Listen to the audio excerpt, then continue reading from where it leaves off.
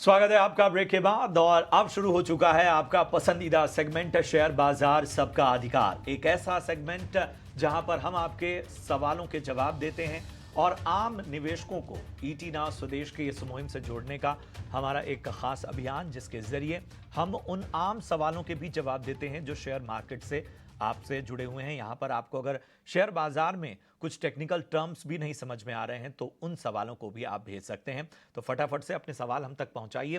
तरीका बेहद आसान है। स्क्रीन पर लगातार हम ये जो क्यूआर कोड फ्लैश कर रहे हैं, इस क्यूआर कोड को स्कैन करते ही आप हमारे व्हाट्सएप ग्रुप से जुड़ जाएंगे और वहां पर आप अपने सवाल को भेज सकते हैं।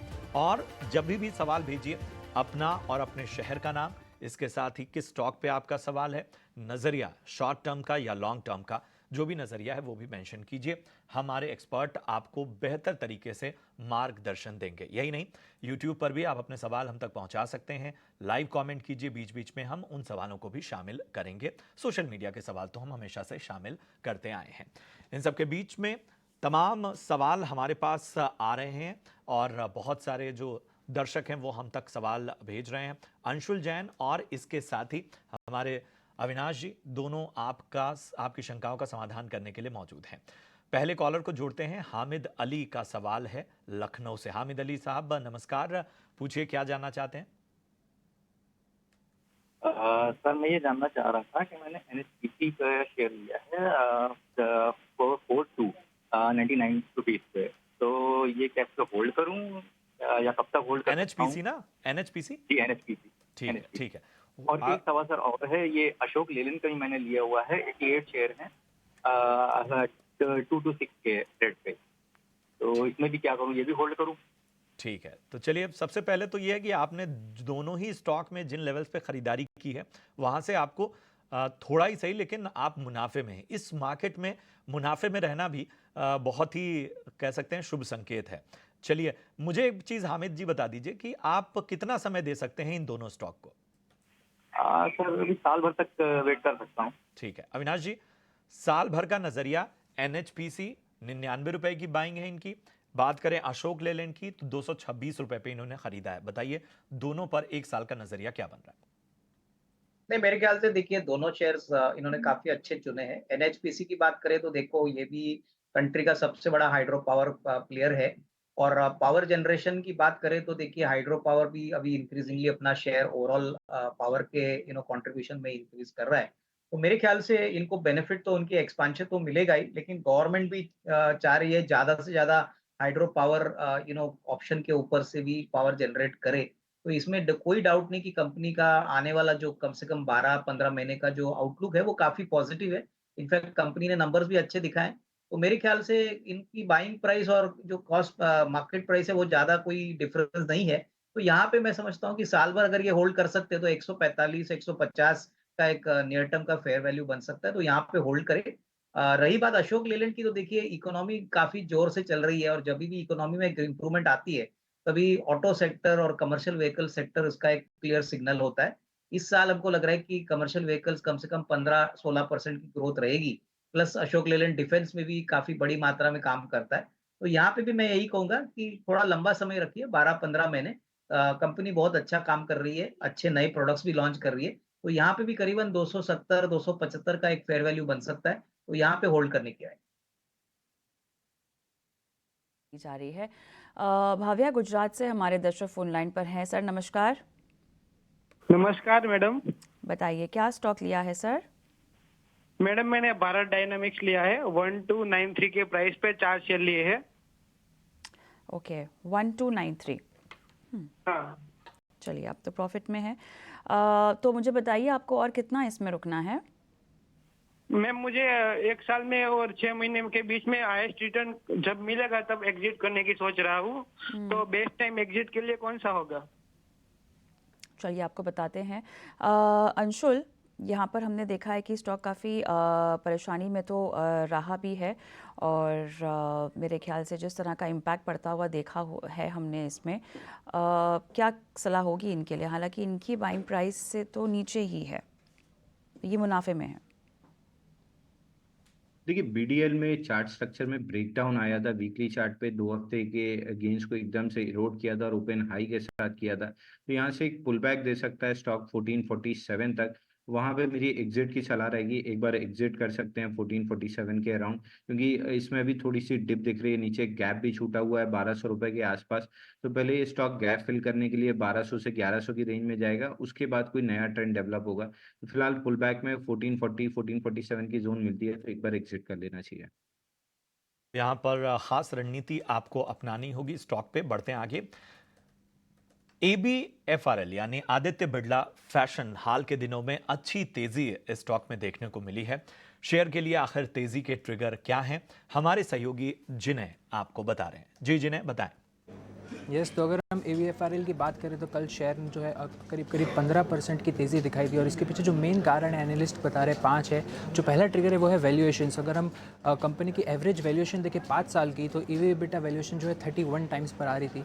लेकिन अगर हम 12 मंथ्स फॉरवर्ड वैल्यूएशंस देखें तो अभी EV/EBITDA वैल्यूएशंस 17.5 टाइम्स चल रही है। तो एवरेज से काफ़ी डिस्काउंट पर अभी जो है स्टॉक ट्रेड कर रहा है। अगर हम दूसरा ट्रिगर की बात करें तो जो है पीक लॉसेस, कंपनीज के जो नए नए बिजनेस थे वहाँ पे जो लॉसेस थे, कंपनी कह रही है कि वो लॉसेस अब बॉटम आउट हो चुके हैं, तो अभी प्रॉफिटेबिलिटी जो है आगे जाकर दिखेगी। और जो थर्ड ट्रिगर रहेगा वो होगा पेंटालून्स बिजनेस पे, जो कि उनका मेन बिजनेस है, एक वैल्यू ग्रोथ सेगमेंट है। वहाँ पे उनको जो है आगे जाके ग्रोथ दिख रही है। उन्होंने काफ़ी जो नॉन प्रॉफिट स्टोर्स थे उन्हें बंद किया है, तो आगे जाके उनको यहाँ पे प्रॉफिटेबल ग्रोथ दिख रही है। और एक और जो कारण होगा वो है नया डीमर्जर। सो ABFRL जो है डीमर्ज होने जा रहा है मधुरा एंड लाइफस्टाइल ब्रांड्स में। तो ये जो एनालिस्ट बोल रहे हैं कि यहाँ से काफ़ी वैल्यू अनलॉक होगी, जिसके कारण शेयर में तेज़ी दिखी जा रही है। और एक और रीज़न है पीयर वैल्यूएशंस। अगर आप ट्रेंड को देखेंगे, अगर आप वेदांत फैशंस को देखेंगे, जो इसके पीयर्स है वो उनकी वैल्यूएशंस काफ़ी हाई है। जैसे फॉर एग्जांपल ट्रेंड जो है 63 टाइम्स EV/EBITDA पे ट्रेड करता है, वहीं वेदांत फैशन करीब 31% टाइप पे ट्रेड करता है, और ABFRL जो है 17। तो यहाँ पे भी काफ़ी डिस्काउंट है, जिसके कारण ABFRL में तेज़ी देखी जा रही है। शुक्रिया जिन्हें आपका इस अहम ट्रिगर्स को बताने के लिए। और चलिए इस पे एक राय भी बनती है। सीधा अंशुल मैं आपके पास ही आना चाहता हूं। आदित्य बिड़ला फैशन, हमारे सहयोगी जिन्हें ने तमाम ट्रिगर्स बताए, आखिर इस तेजी की वजह क्या है, आप स्टॉक को किस तरह से देखते हैं? ये आपके चैनल पे मल्टीपल टाइम्स ये स्टॉक मैंने रिकमेंड किया था, 241 के अराउंड से रिकमेंड करना स्टार्ट किया था, क्योंकि इसमें बेस ब्रेकआउट था लगभग 40-45 हफ्ते का बेस ब्रेकआउट था 241 के लेवल्स के अराउंड, जिसका बेयर मिनिमम टारगेट 360 के अराउंड है। तो यहाँ से भी काफ़ी अपसाइड बची हुई है। करंट मार्केट पे भी फ्रेश ब्रेकआउट आ रहा है स्टॉक्स में प्रीवियस मंथ हाई के ऊपर, तो यहाँ पे भी फ्रेश बाइंग कर सकते हैं। टारगेट वही रहेगा स्विंग हाई का, 359.5 स्विंग हाई है, 360 के अराउंड टारगेट पकड़ के चलना चाहिए। राइट, आगे बढ़ते हैं और नितिन अग्रवाल का सवाल हम यूट्यूब से लेंगे। और अंशुल आप ही के पास में आऊँगी। जियोजीत फाइनेंस 64 के भाव पे लिया हुआ है, होल्ड या सेल कि फ़िलहाल कोई लिमिट तो है नहीं, नियर टर्म आउटलुक आप इनको क्या रेकमेंड करेंगे? देखिए मैं इसको होल्ड की रिकमेंडेशन दूंगा। इसमें 31 मंथ्स का कपनैडल पैटर्न का ब्रेकआउट था, करंट जो फॉल थी केवल ब्रेकआउट को रीटेस्ट करने आई है। यहाँ से फ्रेश ब्रेकआउट 104 रुपए पे बनेगा। 104 रुपए निकलते से स्टॉक में जबरदस्त तेजी डेवलप होगी 140-145 रुपए के लिए। तो अगर नहीं है तो फ्रेश बाई कर सकते हैं, अगर है तो होल्ड करना चाहिए। 104 रुपए निकलते से मोमेंटम बनना स्टार्ट होगा 145 तक के लिए। ठीक है, और इन सब के बीच में आप देख सकते हैं बाजार में तेजी का जो मोमेंटम है और ज्यादा कायम होता है। निफ्टी में 270 अंकों से ज्यादा की तेजी इस वक्त 22,900 के करीब इस वक्त निफ्टी साफ तौर पर। सेंसेक्स में करीब 900 अंकों की तेजी आप देख सकते हैं और बैंक निफ्टी में 550 अंकों की तेजी इस वक्त नजर आती हुई। तो बाजार बेहतर से बेहतरीन होता हुआ इस वक्त नजर आ रहा है। चलिए इन सब के बीच में हम आपके सवालों को लगातार शामिल कर रहे हैं। हमारे एक दर्शक हैं झरिया से, अमन राज नाम है उनका, और इन्होंने बहुत बेसिक सवाल पूछा है। और शेयर बाजार सबका अधिकार का मकसद यही है कि आपके बेसिक से बेसिक सवालों का हम जवाब देंगे। अविनाश जी, इस सवाल का जवाब मैं आपसे चाहूंगा।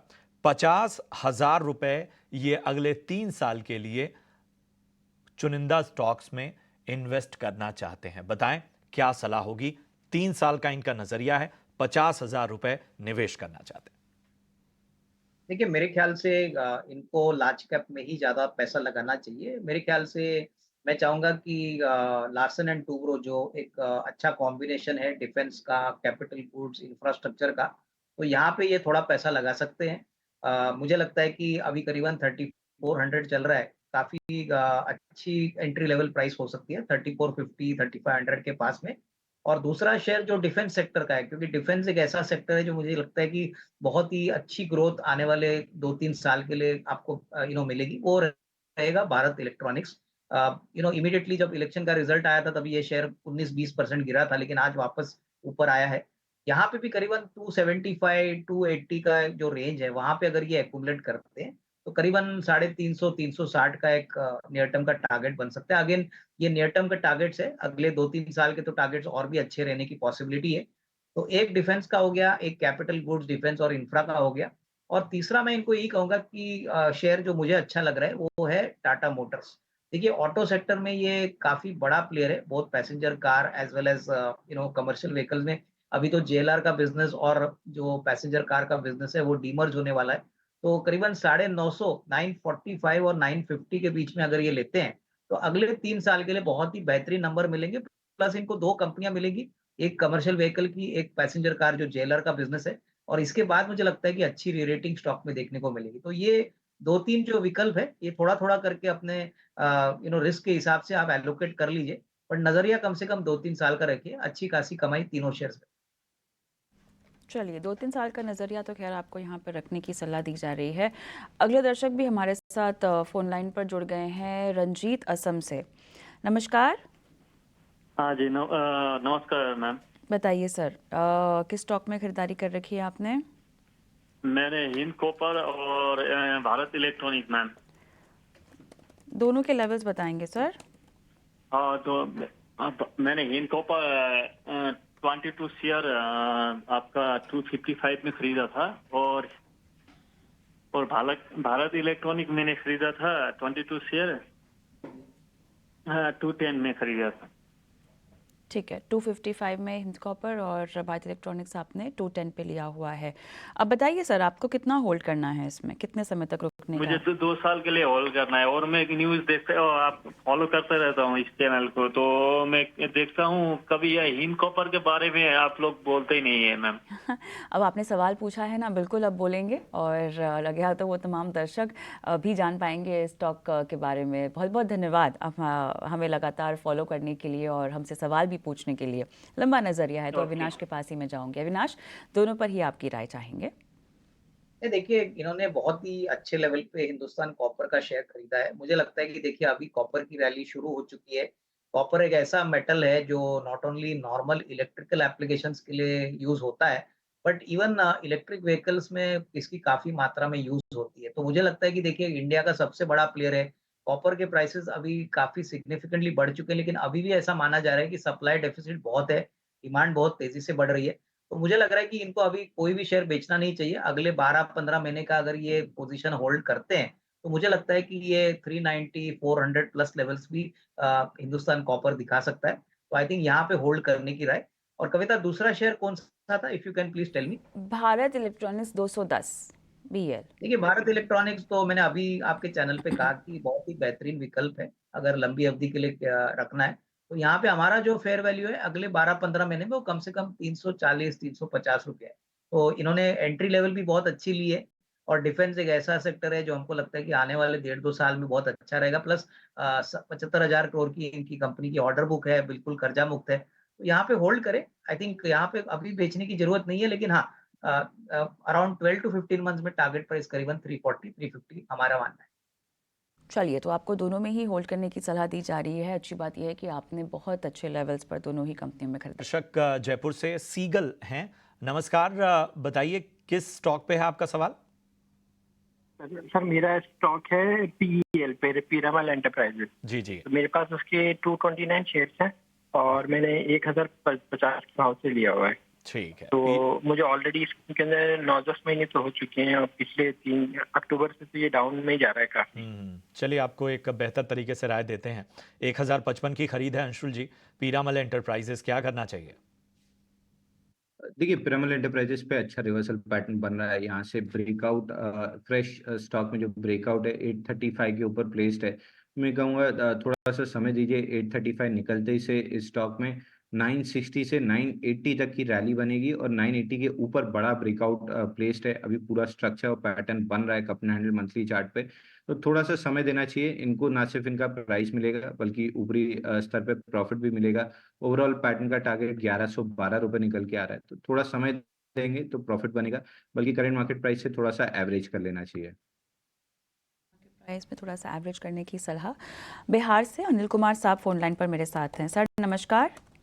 नमस्कार कविता, हाउ आर यू? मैं बिल्कुल ठीक हूँ, आप बताइए सर क्या हालचाल?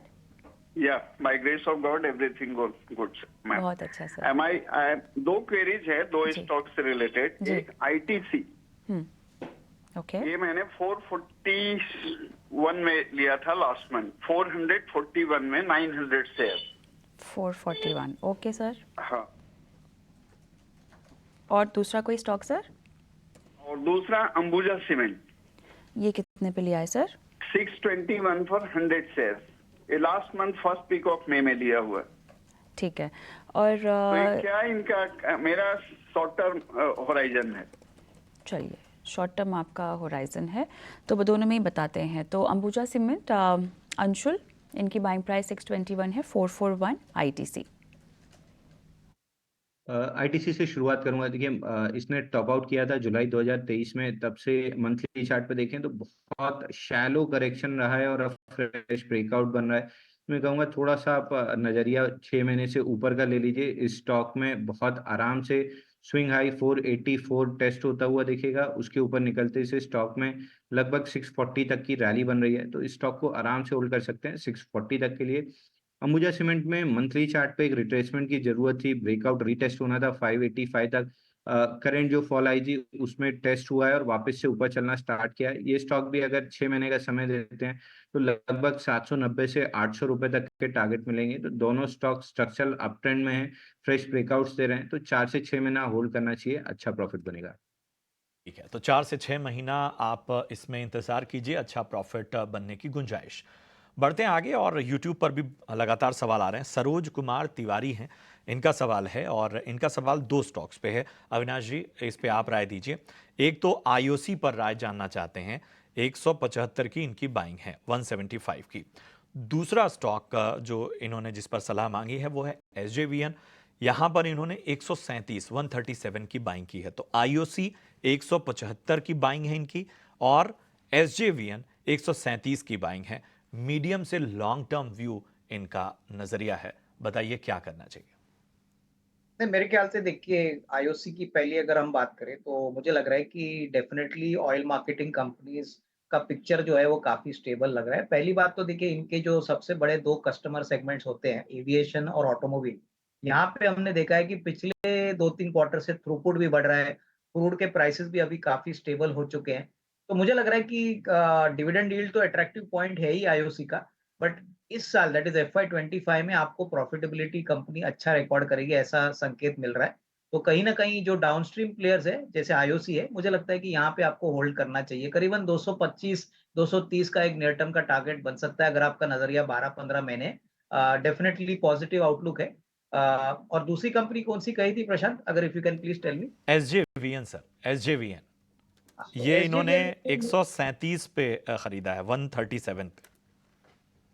देखिए एसजीवीएन भी मुझे लगता है कि जो रिन्यूएबल और ग्रीन एनर्जी स्पेस है वहाँ पे काफी बड़ा मात्रा में इन्वेस्टर्स पॉजिटिव है। और मुझे लग रहा है कि हालांकि देखिए स्टॉक में थोड़ा कंसोलिडेशन जरूर देखने को मिला है क्योंकि निचले लेवल से स्टॉक बहुत चल चुका है। अगर नजरिया आपका यहाँ पे थोड़ा सा लंबा है, 1.5 साल का नजरिया आप रखते हो, तो मुझे लग रहा है कि आपको अच्छी कमाई होगी शॉर्ट टर्म में नहीं, but medium to long term में मुझे लगता है कि ये यूनिकली पोजिशनड है और गवर्नमेंट भी चाहेगी कि ज्यादा से ज्यादा रिन्यूएबल और जो ग्रीन एनर्जी के पावर के सोर्सेज है वहां पे पॉजिटिविटी और इंसेंटिव्स दिए जाए।